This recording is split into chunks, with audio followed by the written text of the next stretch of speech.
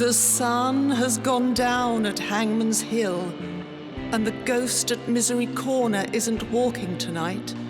So, welcome to the Weird Tales Radio Show, your weekly fix of ghost stories, urban myths, witchcraft, magic, and folklore.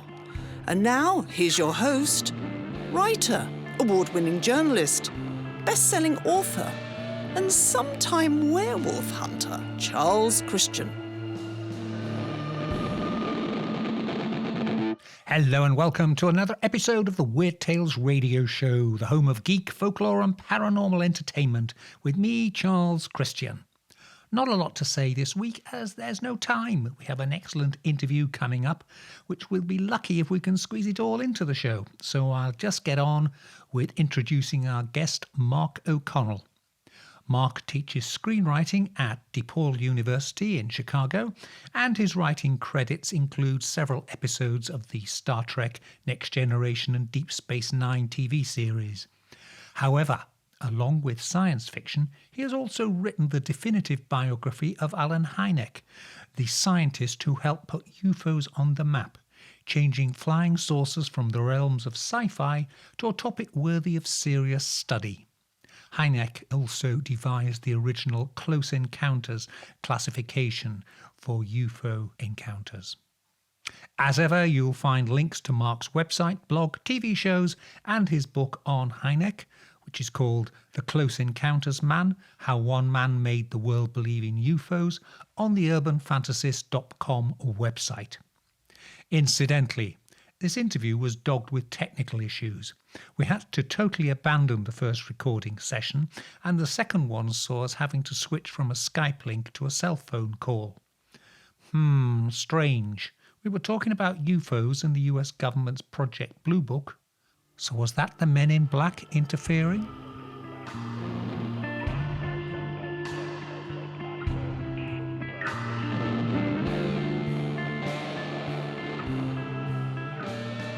Let's start with you, because you are now teaching screenwriting at DePaul University in Chicago, and you have several screenwriting bonuses, merits on your CV, including writing episodes for Star Trek Next Generation and Star Trek Deep Space Nine. So how did you get into writing for those series, and what attracted you to screenwriting as opposed to short stories or anything like that?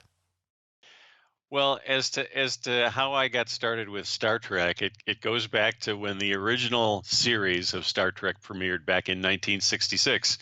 I was 6 years old at the time, and I absolutely loved the show. I loved it so much that I have a distinct memory that it was on from 6:30 to 7:30 p.m. on Thursday nights on NBC. And because that was a school night, I had a 7 o'clock bedtime. So I had to beg my parents to let me stay up an extra half hour on Thursday nights just so I could see the new Star Trek episode.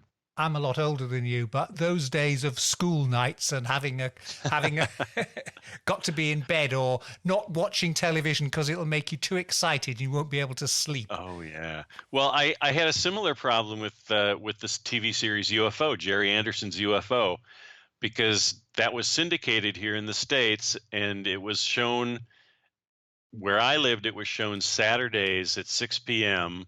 And it just so happened that Saturdays at 6 p.m., that was our dinner time, and there was no interrupting dinner time. Ah, yes. So I was always torn. I'd be watching the opening theme song sequence for UFO, and my mom would be upstairs calling for me to come to dinner at once.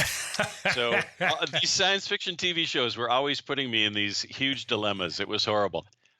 When I signed on with my first agent, she said, "Hey, Star Trek: The Next Generation is looking at scripts from outsiders. They want to see as many outsiders spec scripts as they can, and I think you should write a spec for Star Trek: The Next Generation." And of course, I loved that idea, so I wrote a script.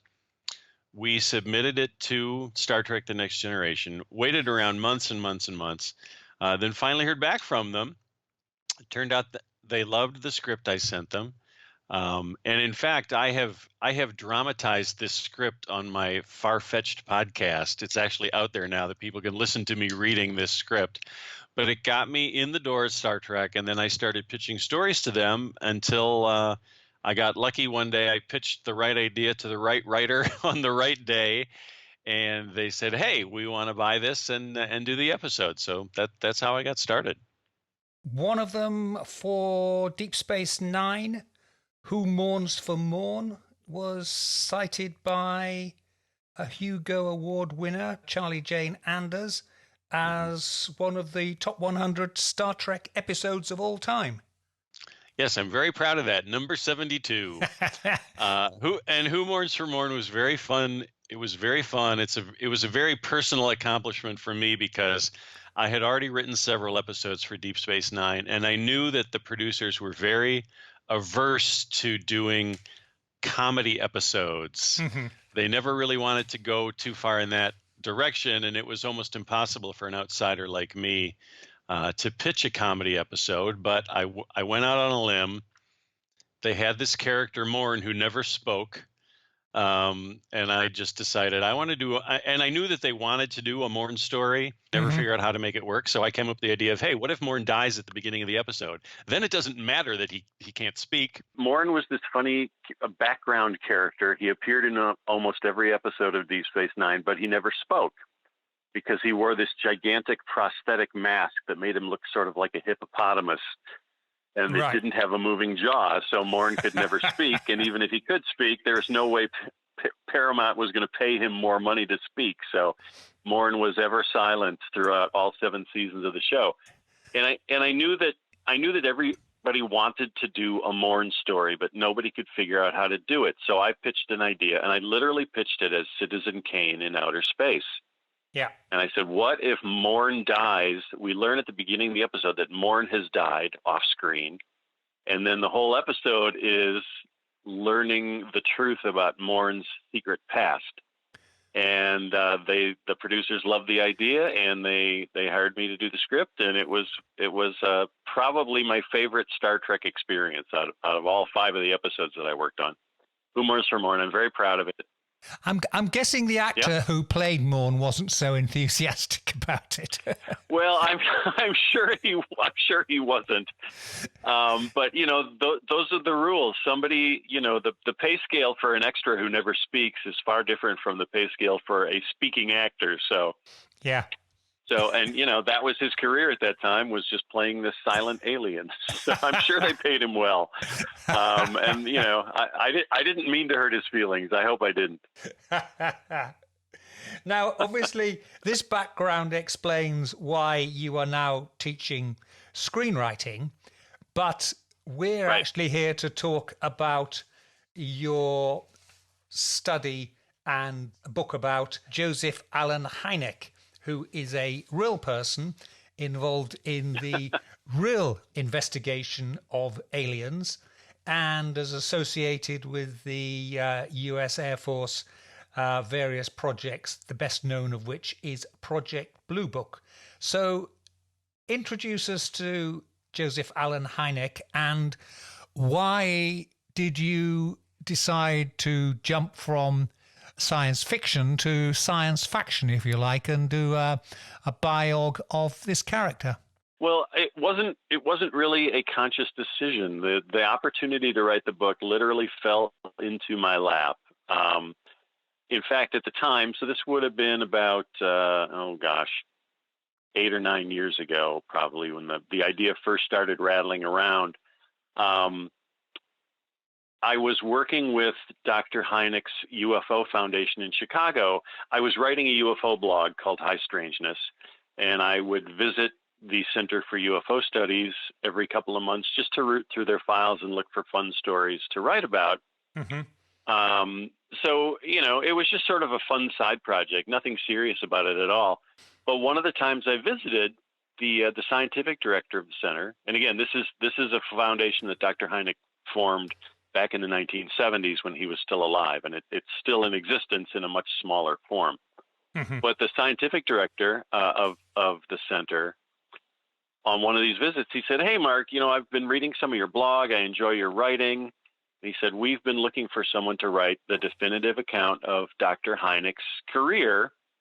And he said, I wonder if you'd be interested in doing that. And that's how it happened. I didn't go out looking for this job. It found me. And I just said, absolutely, I would love to do that. That sounds like a dream project for me. I got in a little trouble with my agent. I was working with a literary agent at the time who was really, really wanted me to write a movie script.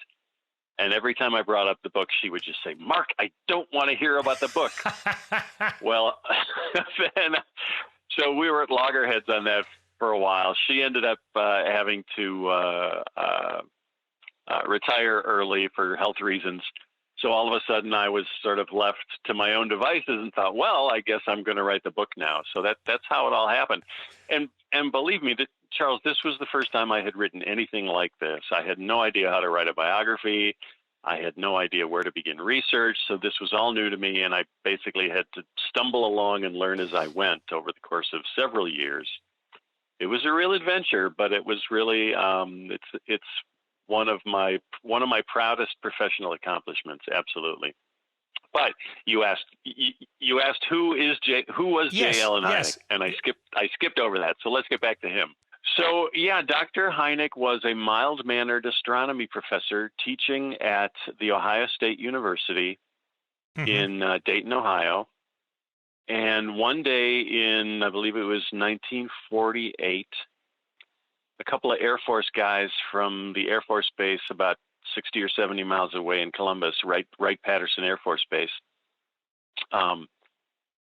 stopped by Hynek's office at the university and started making some small talk and ended up saying, "Say, have you heard about these UFOs that everyone's talking about?" Well, the modern UFO craze had started just a few months before that, and Hynek did know a little bit about it, but he didn't think much of it. He thought it was just a fad. He thought it was something that he thought it was post-war jitters. People were nervous about another Pearl Harbor, and they were nervous about Soviet bombers appearing in the sky. So Hynek just sort of put it down to that. And but the Air Force guy said, well, we're studying these sightings. We keep getting reports sent to us, and we need a credible scientist who can look at these reports and let us know if what was actually seen was just a meteorological or an atmospheric phenomenon and not something from Mars or Venus. And Hynek thought, well, that sounds like easy money. I mean, that's really how simple the decision was for him at the time. He thought it would be very, very easy to write off all of these UFO sightings as just mistaken identifications of perfectly normal things. And he'd pick up a little extra cash on the side, which is great because he had a growing family. So that's how he got reeled in. He used to call himself the innocent bystander who got shot. And he wasn't far from the truth. So he started, and at the time he was working on Project Sign. That was the Air Force's first UFO project. And so he went through a couple hundred of these UFO reports that had been submitted to Project Sign. And he did a pretty good job of debunking about 80% of the reports. He was able to identify, oh, this person was looking at Venus. Oh, this person was looking at a meteor shower. Yeah. And he thought that by explaining away 80% of them, he was doing a pretty good job. He was very proud of himself for that. Yeah. So he finished up that project for Project Sign and went back to teaching and just forgot about UFOs for a couple of years. Well, meanwhile, Project Sign morphed into Project Grudge, which then morphed into Project Blue Book. And the new people at Project Blue Book came back to Dr. Hynek at the university and said, hey, we could use your help again, because guess what? We keep on getting these reports. They haven't stopped. It hasn't been a fad. It keeps going, and we need your help again. And Hynek thought, that's interesting. That really caught his interest. So he started looking at the new reports that had come in since his first involvement, and he found that he was still able to identify about 80% of them as perfectly normal atmospheric and astronomical phenomena. But there were still 20% that could not be explained. And suddenly something clicked in Hynek's head, and he thought, well, here's a trend. this is interesting. He was very surprised that there was this consistent 20% year in and year out that couldn't be explained. And he thought, that's kind of a scientific mystery to me. I'd like to start looking into that. So he went into his work for Project Blue Book with a completely different mindset. Instead of just debunking as many cases as he could, he started just digging in deeper into these cases and really trying to find out what was going on, what was causing this pattern. And that was the beginning of Dr. Hynek's fame. A lot of people know that he famously changed his mind about UFOs. Well, that's how that process started. Yeah. It's when he came back to Blue Book and recognized this trend. Yeah. What was Project Grudge? Because that's a bit of a odd name for a... It is, isn't it? Yeah, Project Sign, yeah, we can understand that. Blue Book, yeah, or something like that. Grudge, that's got a definitely sort of a personal angle to it. Absolutely. It absolutely does. And there's kind of a reason for that. So Project Sign was only in existence for a limited time. I think it was maybe between 9 months and a year that Project Sign was active. And in their final report, it was called the Estimate of the Situation. The staff of Project Sign made a pretty strong case for an extraterrestrial hypothesis. They really wondered if these UFOs might in fact be alien spacecraft from either Mars or Venus. Yeah. And that's what they put in their final report. Well, that didn't go over too well with their bosses at the Pentagon, who said, you can't just say this stuff without giving us proof. So the Estimate of the Situation died a very quick death. Very few people ever read the document. It just disappeared completely. Yeah, sad. But the problem the Air Force still faced was they kept getting UFO reports by the thousands, and they just didn't know what to do with them. So a new task force was formed, a new study group called Project Grudge. And as you say, it's a very revealing name. Project Grudge's mission was to make people stop seeing UFOs, to make people stop worrying about UFOs, to make people forget about the UFOs. That was their mission, and they turned out they did a very good job of it. A lot of people think that Hynek was involved in Project Grudge. He actually wasn't, but because this I think is kind of funny, he was very slow at turning in his final report for Project Sign. And by the time he submitted it, Project Sign didn't exist anymore. So his report went into the Project Grudge final report. So that's how Hynek's name got associated with Grudge. Yes. Yeah, he never actually worked for Grudge. Right. But then a while after Grudge folded, as I said, the cases kept coming in. The Air Force was still frustrated. And so then they created Project Sign, and that's the one we're also familiar with because it lasted, almost 20 years. Project Blue Book. And really Project Sign, Project Blue Book. And Blue Book really wrote the history of ufology in the United States. Yes, 1952 to 1969, I believe, yeah? Yeah, it was a long haul, and Hynek stayed with it. And really the interesting thing about Hynek, and this is one of the things that appealed to me in writing my book, was that even though all of these study groups, Project Sign, Grudge, and Blue Book, they all had these sort of a rotating cast of characters. The staffers and the project chiefs were switched in and out very, very often, which led to very inconsistent professional standards and practices among the UFO investigators, which, of course, was intentional. Yeah. It's kind of crazy. But Hynek remained the constant. He was involved in Project Sign. He came back for Blue Book, and he was with Blue Book for its entirety. So Hynek was the only constant throughout this period of, the late 50s into the 60s, and that gave him some real credibility. And a lot of people wonder, why did he put up with the Air Force for so long? How could he stand, working for the Air Force, knowing that the Air Force was covering everything up? Yes. And Hynek would always compare himself to Johannes Kepler, who developed his 3 laws of planetary motion back in, I believe, the 1600s. And Kepler was in a similar situation. He was hired by this astronomer, Tycho Brahe, and Brahe was an observer and kept meticulous records of planetary movement, but he didn't know what to do with them.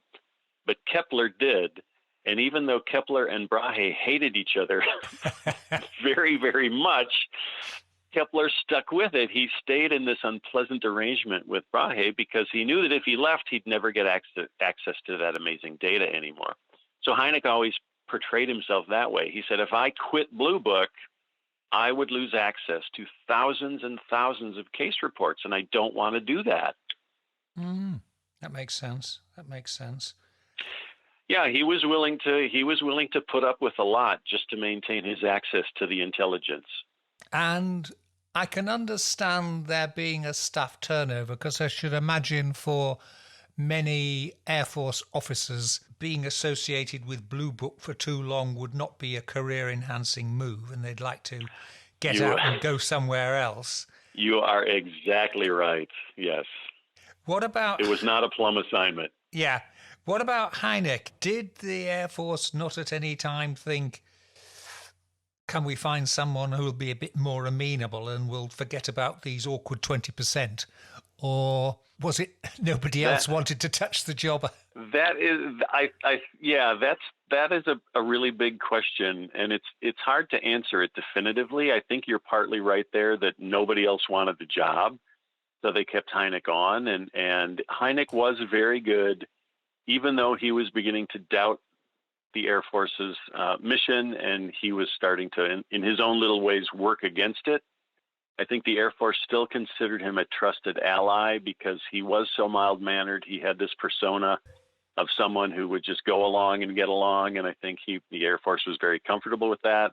Also, Hynek had established a track record as being a very faithful and loyal government employee. He signed on to a lot of government contracts while he was teaching, doing all sorts of astronomical studies for the Air Force and the Armed Forces.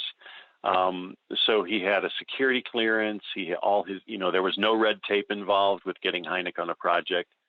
Mm-hmm. So for a lot of reasons, he was actually a very comfortable fit. So even though he kind of drove his bosses crazy a lot of the time, they still, and I think there was also some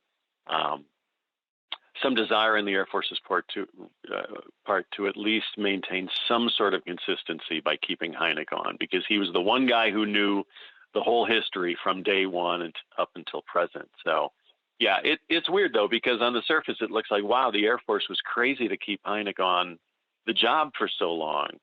It's a very weird thing, but I think those are there were some practical reasons for it. Right. Now, one of the things Hynek did, was it during this period, was he devised his categorization of encounters with UFOs, of which the most famous one is that the movie title comes from Close Encounters of the Third Kind. Yeah, Hynek had these ideas rattling around in his head for a long time. He thought it would be smart to try to develop categories of UFO events. And his first try was actually very simple. He had 3 different categories at first. One of them was nocturnal meandering lights, which is a pretty good, very self-descriptive. Yeah. Those were sightings involving weird lights in the nighttime sky that moved around in strange ways. Daylight discs was the second category, also self-explanatory. And then the third category of his original 3 was visual radar sightings. And those were his favorite, because if you've got someone on the ground making a visual identification of an object, and then you've got someone in a nearby airport control tower on radar who is picking up the exact same thing that this person on the ground is seeing, that makes a pretty strong thing to something actually real is happening in this, during this event. Yeah. So that was Hynek's first try at it. Later on, though, he realized that the system could use some. So he published his first book in 1972, the UFO Experience, and in that book he spelled out the Close Encounters trilogy that you mentioned. Close Encounters of the First Kind was a sighting within close range, close enough that the witness can make out the outline of the object, can sort of tell if it's a solid object or not. And he estimated that would be around 500 yards, proximity to the flying saucer of 500 yards. Close Encounter of the Second Kind involved the UFO having some sort of physical impact on the environment. And that could be a lot of different things. That could be that the witness suffers retinal burns, which has happened in a lot of cases. It could mean that a person's car engine dies as a UFO approaches. It could mean that a UFO landed and left behind, landing mark imprints or some burned grass or bushes. So that was Close Encounter of the Second Kind. Hynek loved those cases. He loved Close Encounters of the Second Kind because, again, there was some actual physical evidence in those cases.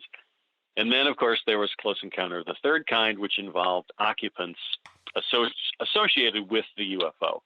And Hynek, he had no choice but to include that category because there was so much evidence that things were really happening, but he kind of hated it. He hated the category Close Encounters of the Third Kind because it just brought up so many uncomfortable questions for him. But that's how that all came to be. And as you pointed out, yes, Close Encounters of the Third Kind has become world famous as the title of Steven Spielberg's movie. Did he have anything to do with the movie? Was he an advisor on it or anything? Yeah, this is one of my favorite stories from researching the book. When I was looking through Hynek's personal files, I came across a file folder labeled Spielberg. So of course I wanted to read that immediately. And I flip it. And think of that. It was under the letter S next to the Sagan folder, which was also of great interest to me. So I open up the Spielberg file, and the first thing I see is a copy of a letter that Hynek had sent to Steven Spielberg at Columbia Pictures. This very politely worded letter to Steven Spielberg saying, "Hey, I just found out that you're making a movie about UFOs and that you're using my title as the title of your movie." And Hynek just basically said, "It sure would have been nice if you had talked to me first before stealing my title." And I thought, wow, this could be a bomb about to explode here. I wonder how this turns out. So the next letter in the pile was a return letter from Steven Spielberg from a week or two later. Very, very contrite and apologetic. And Spielberg is saying, "Oh, I'm so sorry. I had no idea that terminology was, your property." He said, "Your book was recommended by one of our production assistants, and I've made it required reading for everybody on the film." And he said, "By the way, don't worry, because we're not going to use your title anyway. We're going to call the movie Watch the Skies." So that was enough to placate Dr. Hynek. But of course, we all know that the title switched back to Close Encounters. But what happened to make in the course of all this was Hynek did sign a contract with Columbia Pictures.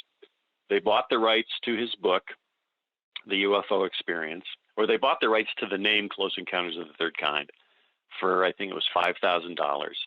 They bought the rights to use any of the UFO cases Hynek talked about in that book for another $5,000.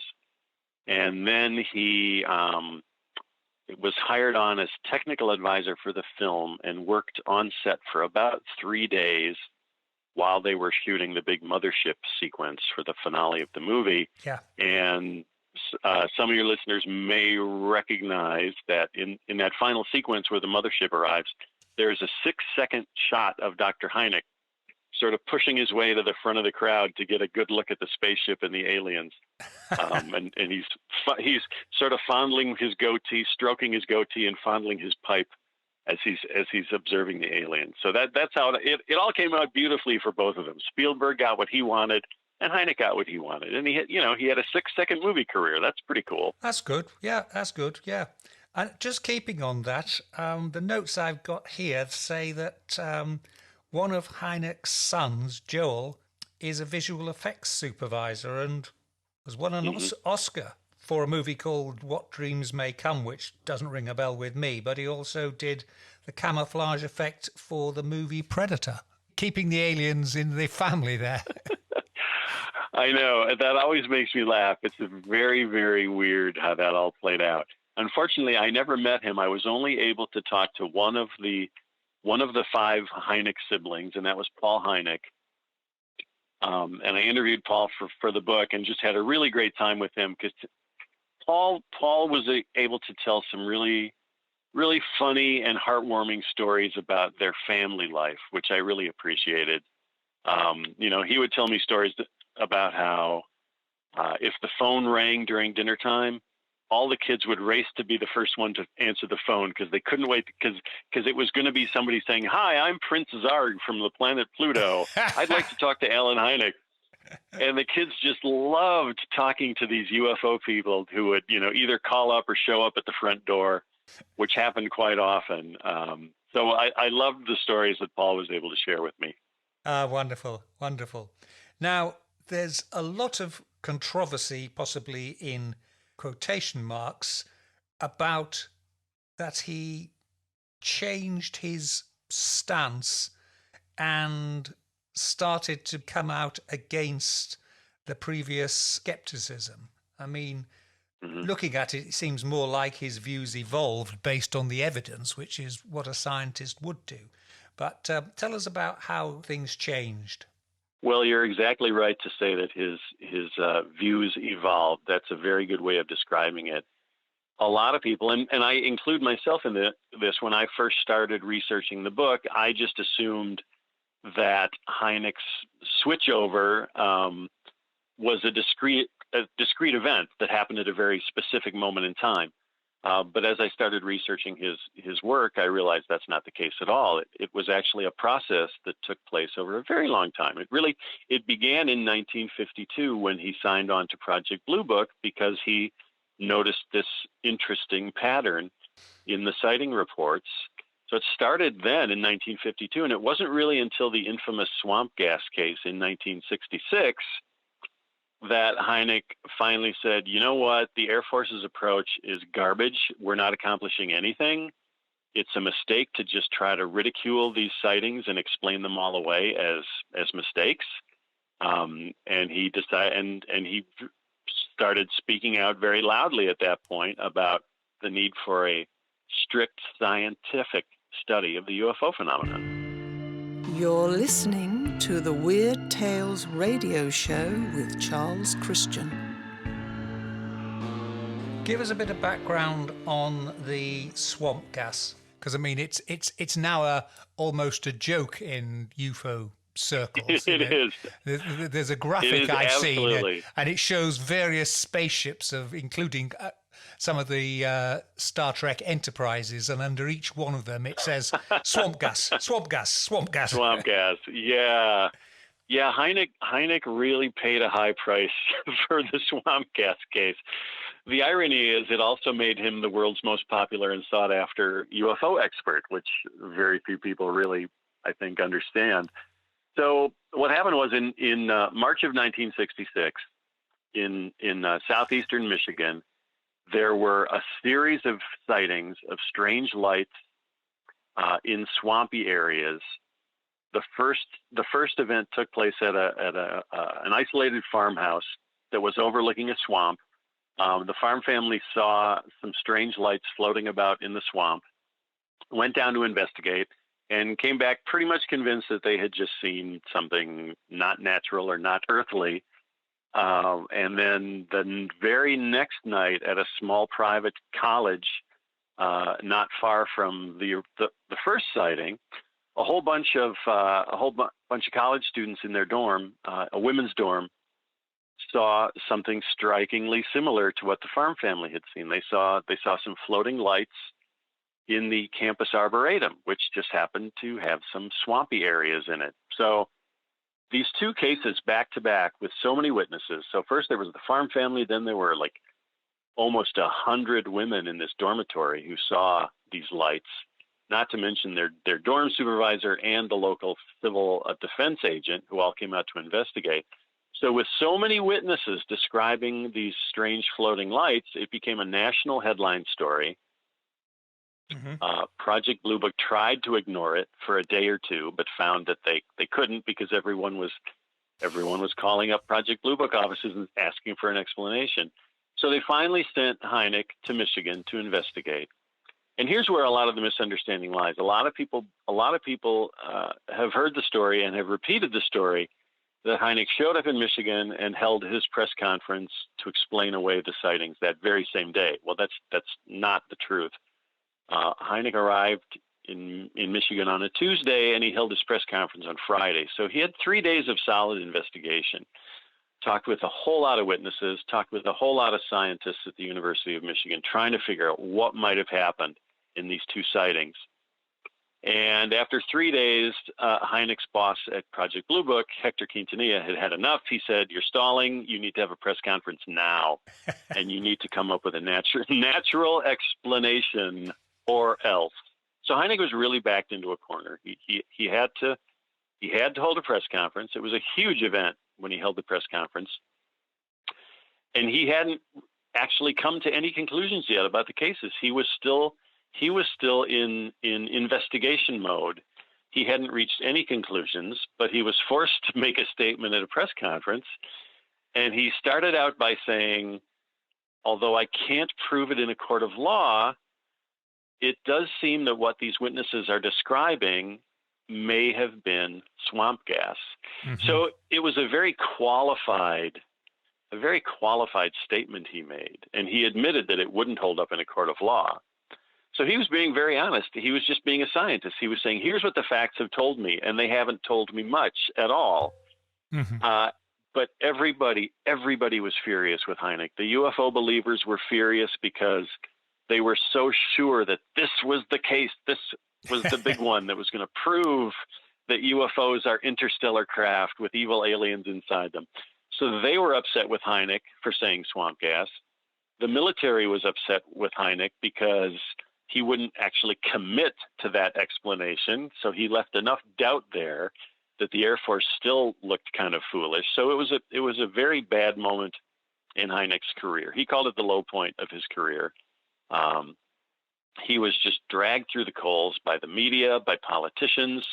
The local politicians were so angry at Hynek and at the Air Force that they held a congressional hearing a couple of weeks after these sightings to call Hynek and his boss Quintanilla on the carpet and say, explain to us why you just called everyone in Michigan a kook. Basically was the argument, and everybody in Michigan was furious with him because they all felt that he had belittled them all. So it seemed like something that could end Hynek's career right then and there. But as I said, ironically, it became Hynek it made him the world's most recognized and most sought after UFO expert. So go figure. Yeah. And in the meantime, the case basically remains unsolved. Nobody has ever come up with a better explanation than swamp gas, but nothing's been proven either way. Mm-hmm. Mm-hmm. I mean, I suppose Hynek really, by this time, as is well known, he's getting it from both sides, because you've got the institutional skeptics in the Air Force on one side who want it all to be swamp gas or Venus, and you've got the UFO true believers on the other side who want it to be alien life. And he's caught as the true scientist, trying to be impartial and just base things on evidence. He's caught in the middle because he's not going to satisfy either of them. Yeah, it was a horrible position for Hynek to be in. But he stood his ground, which I have always respected. He never backed down. He never said, okay, have it your way. It was UFOs. He stuck to what he felt was true. Yeah. And like I said, he paid a huge price for it. In my research, I actually found that, and I couldn't include all of this in the book. I had to cut some of this for space, but in the 3 days that Hynek was investigating those sightings, those reports, he talked to at a minimum 6 different people who suggested to him that it might have been swamp gas. So it wasn't even Hynek's idea to say it was swamp gas. He had been advised by at least a half a dozen people whom he respected that swamp gas was a likely explanation for what was going on. So Hynek had some, his swamp gas statement at that press conference, it wasn't just something that he just cooked up. Hmm. There was a solid basis for it because people had been telling him that all week. Hmm. Hmm. What about the end of Project Blue Book? How did that come about? Well, it ended with a whimper, that's for sure. The upshot of the whole swamp gas situation was that these congressional hearings were held, and at the hearings, Hynek kind of stuck his neck out. He used the opportunity while addressing the United States Congress. He used the opportunity to say, we've been going about this the wrong way from day one. If we really want to understand what's going on here, we need to recruit a university or multiple universities and get some real scientists and some real researchers and some real scholars to look at the totality of the UFO phenomenon and come up with some real answers for us. He said that's the only way that we're ever going to make any progress. And to their credit, the congressmen all agreed and said, okay, let's do that. Let's recruit a university to do like the ultimate study of the UFO phenomenon and finally come up with some scientific answers. And then it got real interesting because no university wanted to do the study. Nobody wanted to be associated with it. But in the meantime, the other part of what Congress decided to do was they also, in addition to launching this college research program, they also told the Air Force it's time to say lights out on Project Blue Book. Mm-hmm. Let's just all agree that it has not fulfilled its mission, and let's just quietly shut off the lights and hope everyone forgets about it. So Blue Book really, really died with a whimper. But again, something positive came out of it because this university study happened. And after getting a whole lot of no's from universities, they finally got a yes from the University of Colorado. And the history of the Colorado Project, or the Condon Committee as it's called, that's a whole other UFO story there. Right. Yes, I've got a note here that somebody described, or Hynek apparently noted, someone had described Blue Book as the Society for the Explanation of the Uninvestigated. I don't think I've heard that before, but I love it. That's a very, very good description. Yeah. What did Hynek then do after Blue Book ground to a halt? Because he's still around. He was still around then, and went on to live for another nearly 20 years or so. So what happened? Yeah. Post Blue Book. Well, he felt very liberated when Blue Book wound down. Of course, the downside of it was that he no longer had access to that immense body of data in the Blue Book records. That was the worst part of it. But the best part of it was he could speak his mind freely. And he took advantage of that. He did endless interviews. He did TV talk shows. He wrote articles for magazine, everything from the Science magazine to Playboy. Hynek would write UFO articles, and he really established his public persona as not just a UFO investigator, but a UFO scholar. And he was very good at promoting that image of himself, and that's how people started to think of him. So the death of Project Blue Book was one of the best things that ever happened to Hynek. And this was also the time when he started developing those categories that we talked about before. Mm-hmm. It was around this time that he started writing his first book, The UFO Experience. So these were the post-Blue Book days immediately after Blue Book were really very, very rewarding years for Hynek. It's also the time that he created what he and his friend Jacques Vallée called the Invisible College. They knew, even though very few scientists wanted to speak publicly about it, Dr. Hynek was aware that there were a number of scientists around the world who were interested in the UFO problem and agreed with Hynek that it deserved serious scientific research.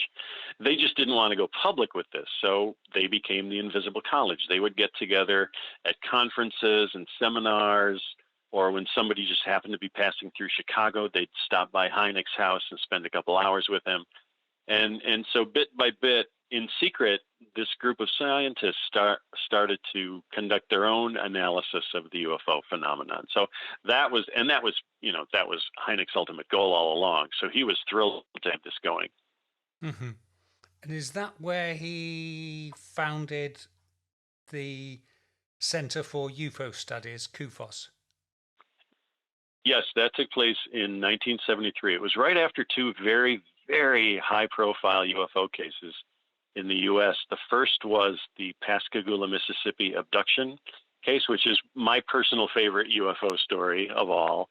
It concerned these two men who were fishing on a pier in Mississippi, and they were abducted by creatures in a UFO, and they were subjected to tests and dropped back off at the pier where they were fishing, and it had a traumatic effect on both of these gentlemen. One of them is still alive, and he has never ever changed his story or retracted his story in any way. That case became immensely popular. It was in the media for days and days and weeks. Shortly after that abduction event, there was another case in Ohio called the Coin Copter case. It concerned a military crew on a helicopter flying through the skies of Ohio, and they have a near midair collision with a UFO. The captain of the helicopter goes into a very dangerous dive with the helicopter to try to avoid an impact. And the next thing he knows, this UFO has somehow caught the helicopter in what we would call on Star Trek a tractor beam, Mm-hmm. and they've lifted the helicopter out of danger, lift it back up to an altitude at which it will be safe for it to fly, and then the UFO zips away after saving this helicopter crew. So those two cases happened back to back in October of 1973. And that was when Hynek announced the formation of the Center for UFO Studies. And CUFOS was everything that Blue Book should have been, but wasn't. It was really Hynek's chance to tailor a UFO study program to his sensibilities and to follow what he thought would be the proper procedures and protocol for studying this phenomenon. Mm-hmm. And they did a great job. It was a very rich period for UFO research. The CUFOS files are still intact. They're kept in a number of different spots. Some of them in Chicago, some of them in the Southwest, and it's a body of work that I think has never been paralleled in UFO history. Right, and he also gave a speech to the United Nations. Yeah, that's an interesting chapter. Now, I didn't look too much into that because I wasn't able to fit it in the book. But yeah, Hynek got involved in an effort. A journalist, Lee Spiegel, I think I'm getting his name right. I haven't talked with Lee for a while, but he put together a presentation to the United Nations. They got the UN General Secretary to support the project, and Dr. Hynek took part in a briefing with these UN officials about the UFO phenomenon. I don't know that a whole lot ever resulted from that presentation, but it definitely put the topic of UFOs on the world stage for the first time ever. What about in later years? That was 1978. He spoke to the United Nations. He died in 1986. Mm-hmm. What did he do in his later years? Well, he retired from teaching astronomy at Northwestern University, and he and his wife Mimi moved to Arizona. And Hynek had a dream of establishing a UFO research center in Arizona. He was put in contact with a mysterious reclusive millionaire who offered to put up the money to build this research center in Arizona. It was a very exciting time. Well, for various reasons, I go into it in my book, it became a very long, tangled, complicated story, but the funding never came through, so the research center never happened. So Hynek had to be content with just doing his own personal research in his own home. So, in some ways his status was very much diminished. His time on the world stage had passed. And then he developed cancer. And so the last year or so of his life was really pretty quiet. He didn't do a whole lot, but there was one highlight, and that is that in, I believe it was 1985, it was about a year before Hynek passed on, he did an interview for Omni magazine, which was at the time one of the preeminent science magazines. It was an interesting magazine. It bridged the gap between science and science fiction. I remember it. I used to. Oh, you know the magazine? Yeah. Yep. It's published by Playboy, wasn't it? It was a great magazine. Yeah. Yes, it was. I believe that's right. So, so Hynek did an interview with one of the editors of Omni magazine, and it's a very, very long interview. And they talked about everything under the sun. They talked about the highlights and the low points of Hynek's career. They talked about his spiritual beliefs. They talked about just everything you can imagine. They talked about, whether Hynek felt that he had succeeded in his UFO work or not. And, he had reached a point in his life where, he had a lot of time to reflect on his accomplishments and his disappointments, and he had a pretty realistic view of things. He felt, according to his son Paul, he felt pretty proud of the fact that even though he had tackled a huge problem and he hadn't quite solved it, but he had made progress, and he had increased awareness of the UFO phenomenon. And he had, as the subtitle of my book says, one man made the world believe in UFOs. Hynek really popularized the concept of the UFO throughout his entire career, from the 40s into the 50s, 60s, and 70s. Hynek made it okay to talk about UFOs in polite company. People didn't have to sort of whisper to each other in the background anymore. They could actually bring it up at dinner parties. Hey, what do you think about UFOs? I just read this article in Science magazine by this guy, J. Allen Hynek. He really opened the door for open conversation about UFOs. And he had this one quote that's always been one of my favorites. He liked to say, "Ridicule is not part of the scientific method, and the American public should not be taught that it is." Because he was always deeply disturbed by the fact that UFO witnesses faced so much ridicule for coming forward with their stories. And Hynek really, he wanted to establish ridicule-free zones where people would be able to talk about these experiences freely. And so he did accomplish that, I think, in to a very, very great degree. I think he accomplished that goal, and that's really something to be proud of, I think. It's now 35 years almost since he died. What would he think of the current state of play? I mean, it still seems to be there's an awful lot of ridicule associated with it. Well, it's interesting to talk about that, seeing as how the report to the Congress is basically being released as we speak in Washington, D.C. I haven't seen any reports about it, but I know that it's due to be released any minute now. Yeah. So, and of course, that moment of releasing this UFO report was triggered several years ago by these high-profile sightings by the U.S. Navy. Yeah. And so there's been a lot going on in the field of UFOs, as you know. Yeah. And I think that Hynek would be keeping his head down. I think he would probably be making as few public comments as he could, because he would want to wait and hear and see what the results of this report would be before he would want to speak publicly about it. And I believe that there probably won't be anything significantly new in this report. Of course, I could end up, with egg on my face very easily. Yeah. But I think it's likely that it's just going to be more of the same that the Air Force has always given us in the past. Sort of like, yeah, we don't know what they are, but don't worry about it. Yeah. Just, don't think about them. So I think Hynek would be taking a very reserved approach. I think he would just be sitting back and watching the news and reading what's coming through on Twitter and on the on the news sites, and basically being very careful in his comments until he really knew one way or the other. Yeah. I also do think, though, that he would be very, very gratified that so many people are speaking openly about UFOs, including politicians and including military figures and media people. I think he'd feel some great satisfaction in that, because I think he opened the door for that many years ago. Yeah. I believe you've worked on or got an idea for a script on crop circles. Yeah, I think I mentioned it last time we talked. Yes.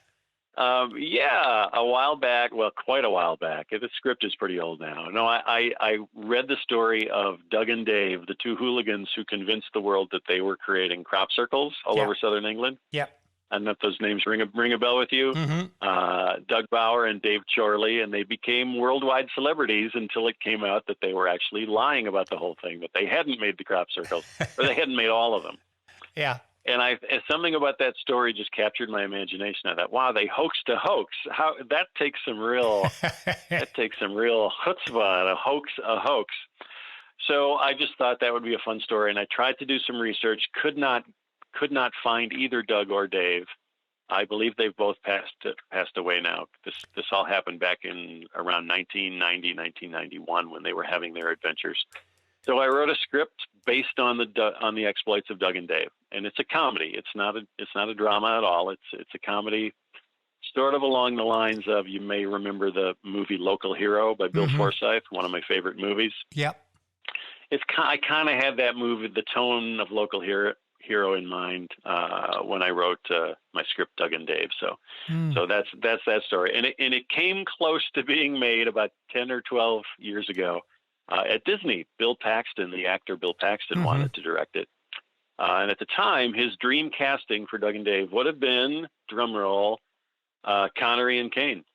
He wanted to reunite Sean Connery and Michael Caine after A Man Who Would Be King and get them together for one more movie. So might be more something Simon Pegg would go for these days. You know what? That Edgar Wright, who has directed 3 of Pegg's and Frost's Carmelo trilogy. Yeah.